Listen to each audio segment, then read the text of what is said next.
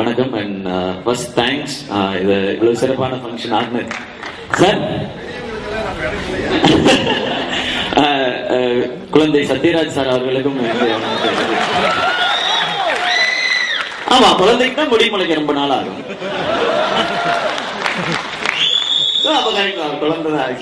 வந்துருக்க press, television photographers, cameraman எல்லாருக்குமே என்னுடைய வணக்கம். அண்ட் முதல்ல இந்த டீமுக்கு ஃபர்ஸ்ட் தேங்க்ஸ் சொல்லிடுறேன். இது ஒரு அழகான நல்ல படம் ஆக்குனதுக்காக. நிச்சயமா இந்த படம் வருத்தப்படாத வாலிபர் சங்கம் வந்து தமிழ் சினிமாவை அடுத்த கட்டத்துக்கு கொண்டு போற படம் நிச்சயமா இல்ல.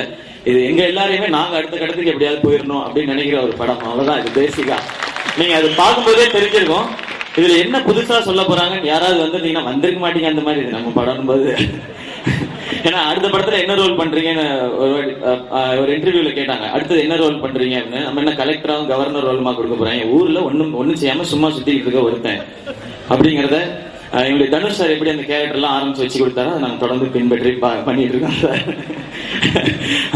அண்ட் அதனால எங்க டீம் எல்லாருக்கும் first thanks. Madan sir, Jain sir, Raja sir இந்த ப்ராஜெக்ட் அழகா ஆக்குனதுக்காக. And special thanks Rajesh sir. இங்க வரல அவர் தான் இந்த ப்ராஜெக்ட் செட் ஆகிறதுக்கு காரணம்.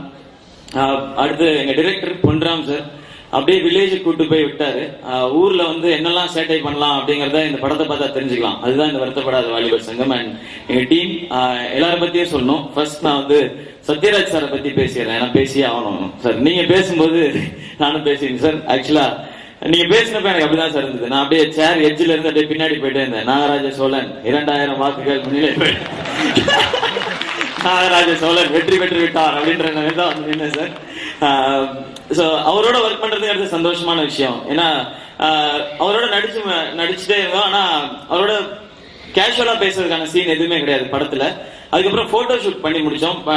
எனக்கு அதுக்கப்புறம் இந்த போட்டோ ஷூட் பண்ணி முடிச்ச பிறகுதான் அடுத்த படத்துல வந்து ஹன்சிகாவோட நடிக்கிறதுக்கான சான்ஸ் வந்துச்சு. எப்படிதான் சொல்லணும். ஏன்னா நீங்க ஹன்சிகாவோட நடிக்கிறீங்களாமேன்னு கேக்குறாங்க. அதுக்கு காரணம் என்னன்னு யோசிச்சு பார்த்தப்ப சத்யராஜ் சார் அதை டச் பண்ணதுதான் அப்படின்னு நான் யோசிச்சேன். ஏன்னா அவர் வந்து அவருடைய காலகட்டத்தில் பாத்தீங்கன்னா அவர் ஆரம்பத்துல வில்லனா வந்தாரு. அப்ப வந்து இந்த வில்லனா பண்ணும்போது ஆப்வியஸா ஹீரோயினை கடத்திட்டு போய் அந்த அட்டெம்ப்ட் பண்றது ஒண்ணு இருக்கும் இல்லையா. அது வந்து அப்பயும் ஹீரோயினை டச் பண்ணாரு. அதுக்கப்புறம் ஹீரோ ஆனாரு. அவரு ஹீரோவாகி அது ஹீரோயினா டூயட் எல்லாமே இருக்கும். அப்பயும் வந்து ஹீரோயினை டச் பண்ணாரு. இப்போ அப்பா கேரக்டர் எல்லாம் வந்த பிறகு பார்த்தா இலியானா அம்மா மகளே சரி இலியானா அப்படின்னு பாத்துக்கும் போது தீபிகா படுகோன்ஜி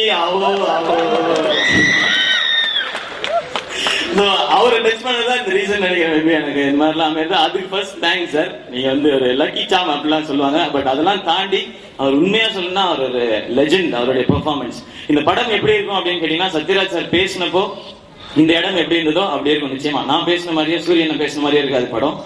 சத்யராஜ் சார் பேசும்போது எப்படி இருந்ததோ அப்படிதான் இருக்கும் இந்த படம்.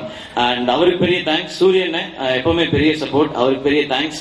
அண்ட் இமான் அண்ணா உங்களுடைய சாங்ஸ் நிச்சயமா இந்த மாதிரி படங்கள் பண்ணும்போது சாங்ஸ் பிளஸ்ஸா இருக்கும்போது அது ஆப்வியஸா அது இந்த மாதிரி ஹீரோ ஒரு கமர்ஷியல் அந்த ஏரியாக்குள்ள போறோம் படம் வந்து பெருசா இருக்கணும் அப்படின்னு நினைக்கும் போது அந்த சாங்ஸ் தான் ஹெல்ப் பண்ணும். ஏன்னா ஆல்ரெடி அனிருத் வந்து அதை பண்ணி கொடுத்தாரு. எதிர்நீச்சல் ஒரு பெரிய ஓப்பனிங் கிரியேட் பண்ணும் அப்படின்னா அது ஹீரோ தான் பண்ணும், விளம்பரம் தான் பண்ணும், இல்ல ஒரு இசையமைப்பாளரால் பண்ண முடியும் அப்படின்னு நிரூபிச்சாரு. கும்கி அதை நிரூபிச்சுட்டாங்க. அந்த மாதிரி ஒரு சாங்ஸ் கிடைச்சதுக்கு தேங்க்ஸ்.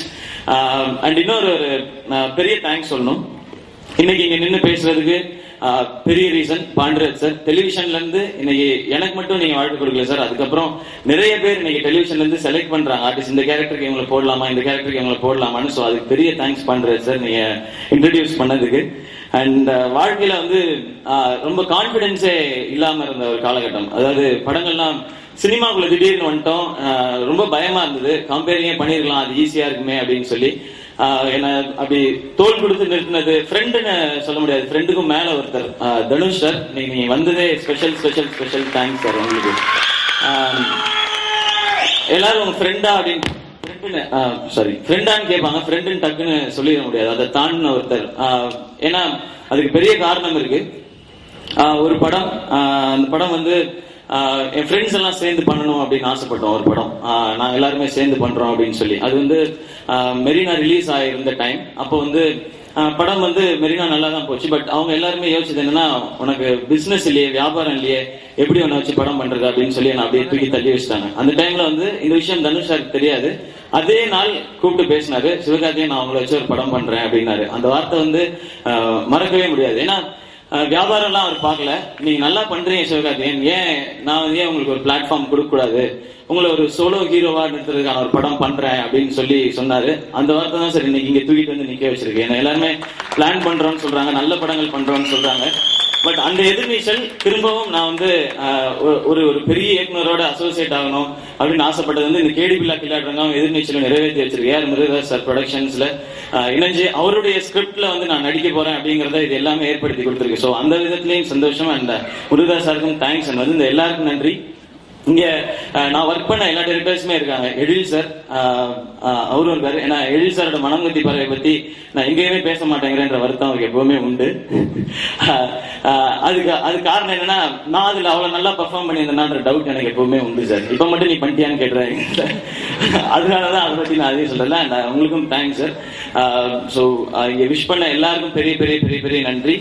வழக்கம் போல ஸ்ரீதிவ்யா நான் மிஸ் பண்ணிட்டு போக மாட்டேன். அதை இந்த சென்ஸ் பேசுறதுல வாழ்த்தி சொல்றதுல உங்களுக்கும் தேங்க்ஸ் ஸ்ரீதிவ்யா. நீங்க வந்து சார் நீ தெலுங்கு கத்து கொடுத்தாங்கலாம் சொன்னீங்க சார், அதெல்லாம் எதுவுமே கேட்கல சார். எப்பவுமே அவங்க அம்மா பக்கத்துலயே உட்காந்துருக்காங்க சார்.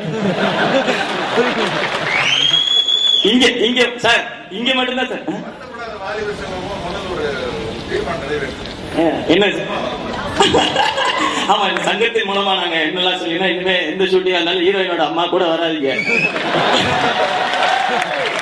வந்தாலும் ஹோட்டல்ல இருந்துக்குங்க.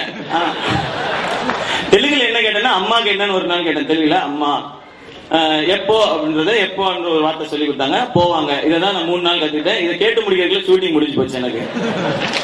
அண்ட் இப்ப அவங்க மேல வந்து உட்காரல, அது வரைக்கும் சந்தோஷம். மேபி அந்த இடத்துல தான் சூரியன் உட்காந்துட்டாருன்னு நினைக்கிறேன்.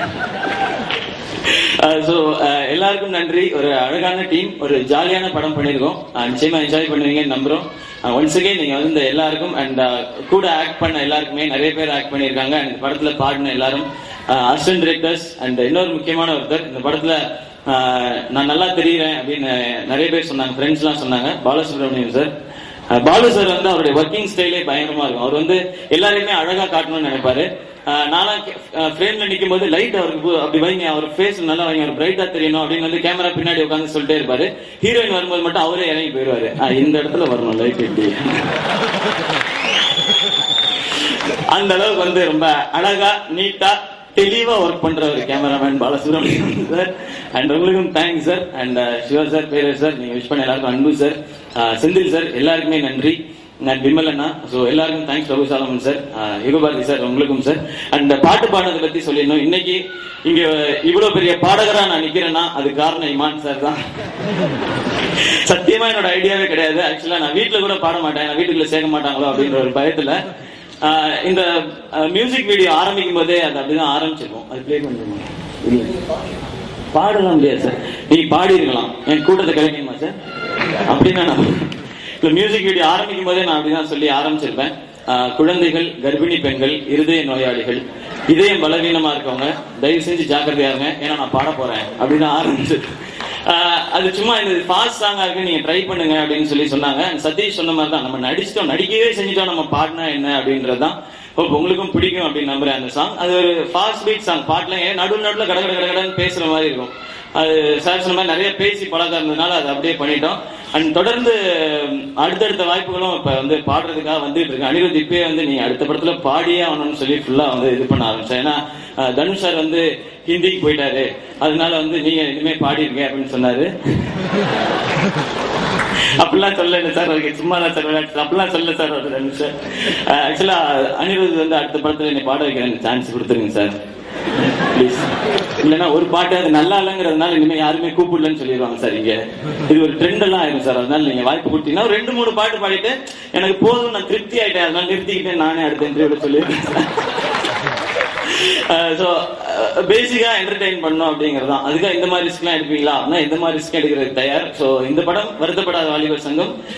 நீங்களா அந்த படம் பார்த்துட்டு போகும்போது ஏன்டா இந்த படத்தை பார்த்தோன்ற வருத்தம் இருக்காது அப்படின்ற சின்ன நம்பிக்கை மட்டும் எங்களால கொடுக்க முடியும். ஒன்ஸ் வந்து இந்த எல்லாருக்கும், மேடையில் இருக்க எல்லாருக்கும் பெரிய பெரிய பெரிய பெரிய நன்றி. தேங்க்யூ. இல்ல பாடகர்ன்னு அவர் அழுத்தி சொன்னதுக்கு ரீசன் வந்து அவ்வளவு கஷ்டப்பட்டு இருக்காரு அவர் அந்த பாட்டு பாட வைக்கிறதுக்கு. ஆக்சுவலா 4 நாள் ஆச்சு. முதல் 4 லைன் வந்து ஃபர்ஸ்ட் ஒரு நாள் எடுத்தோம். அவர் வந்து அப்செட் ஆகி சர்ச்சுக்கு போயிட்டாரு. கர்த்தரை என்னையே இப்படிலாம் சோதிக்கிற அப்படிலாம் கேட்டு அவர் வந்து நீ ஒன்னும் கவலைப்படாத, எல்லா கஷ்டத்தையும் நான் எடுத்துக்கிறேன், நீ போய் அவனை பாட வைக்க அப்படின்னு சொல்லி சார். 2வது நாளும் பாட ட்ரை பண்ணாரு. நமக்கு வரல. நமக்கு வந்து நம்ம அதிகமா வந்து நம்ம மிமிக்ரி பண்ணும்போது பாரதி ராஜா சார், வினு சக்கரவர்த்தி சார் வாய்ஸ்லாம் என்ன கண்ணு இப்படியே பேசி வாய்ஸ் அப்படிதான் இருக்கு. பாட ஆரம்பிக்கும் போது ஊரே காக்க உண்டான அதுதான் அவர் வந்து பாடகர் அப்படின்னு. அதுல இருந்து மீண்டு வந்து அந்த வாய்ஸை வெளியே கொண்டு வந்து எடுக்கிறதுக்கு ரொம்ப கஷ்டப்பட்டோம். இந்த தொல்பொருள் ஆராய்ச்சி பண்றவங்க எல்லாம் கூப்பிட்டுலாம் தோண்டணும், இங்க எங்கேயாவது வாய்ஸ் வீசி புதஞ்சிருக்கா பாருங்க, எடுத்து வெளியே கொண்டு வாங்க, பாட வைப்போம் அப்படிலாம் சொல்லி ஒரு 4 days ஆச்சு இது வந்து பாட வைக்கிறதுக்காக. அவ்வளவு கஷ்டப்பட்டு பாடின பாட்டு. ஸோ இனிமே எங்க போனாலும் நீங்க தான் பாடகர் ஆயிட்டீங்க பாடுங்கன்னு சொல்லாதீங்க, அந்த மாதிரி கிடையாது. டேலண்டட் சிங்கர் அப்படின்னா அவர் அங்க இருக்காரு தனுஷ் சார், நான் இங்க பாட்டு சார் நீங்க அப்படிலாம் திரும்பி பார்க்கவே முடியாது சார். அவர் மாதிரிதான் பாடுறது வந்து ஈஸியான விஷயம், நமக்கு ரொம்ப ரொம்ப கஷ்டமான விஷயமா இருந்தா. அதனாலதான் அந்த பாடகரோட அர்த்தம் இவ்வளவு விஷயங்கள் இருக்கு சார். அந்த கர்ல 4 நாள் கஷ்டம் இருக்கு சார்.